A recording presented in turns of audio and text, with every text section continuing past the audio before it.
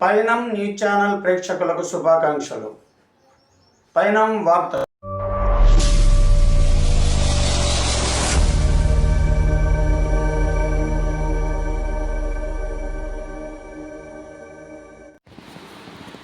ఏ నెలలో ఏ పథకమో ముందుగానే చెబుతాం.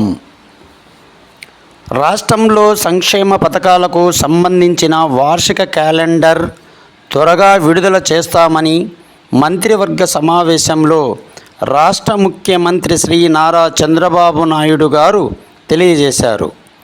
ఏ నెలలో ఏ పథకం అమలు చేస్తామో ముందుగానే ప్రజలకు తెలియజేస్తే బాగుంటుందని, ప్రభుత్వంపై ప్రజలకు విశ్వసనీయత పెరుగుతుందని తెలియజేశారు.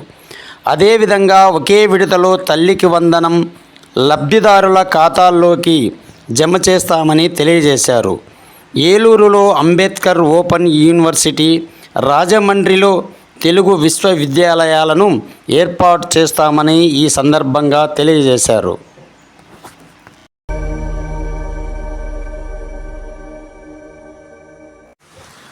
బాధ్యతగా పనిచేయండి.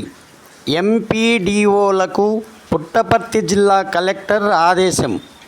రాష్ట్ర ప్రభుత్వం ప్రవేశపెట్టిన సంక్షేమ పథకాలు అమలులో ఎంపీడీఓలు బాధ్యతగా పనిచేయాలని కలెక్టర్ టిఎస్ చేతన్ ఆదేశించారు.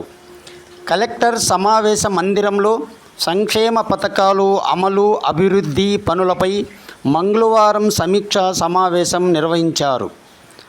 స్వచ్ఛాంధ్ర, స్వర్ణాంధ్ర కార్యక్రమాలు విజయవంతం చేయడంలో ఎంపీడీఓలు కీలకంగా పనిచేయాలని, అదేవిధంగా వేసవిలో ఎక్కడా తాగునీటి సమస్య రాకుండా ఆర్డబ్ల్యూఎస్ అధికారులు తగు చర్యలు తీసుకోవాలని, ఇంటింటికి చెత్త సేకరణ కార్యక్రమంలో పూర్తిగా అమలు చేయాలని ఈ సందర్భంగా తెలియజేశారు.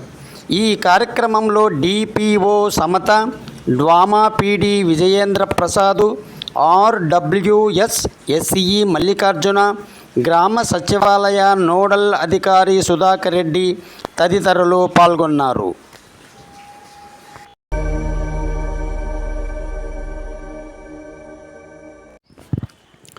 రాష్ట్రంలో 24 గంటలలో భారీ అతి భారీ వర్షాలు.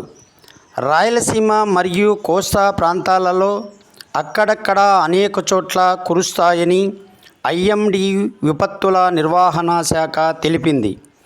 గంటకు పలు ప్రాంతాలలో 40-50 కిలోమీటర్ల వేగంతో గాలులు, భారీ వర్షాలు కురుస్తాయని తెలియజేసింది. దక్షిణ కోస్తా, ఉత్తర తమిళనాడుకు ఆనుకొని ఉన్న పశ్చిమ మధ్య బంగాళాఖాతం, దక్షిణ కర్ణాటకలో వేరువేరుగా ఉపరితల ఆవర్తనాలు ఏర్పడినాయి.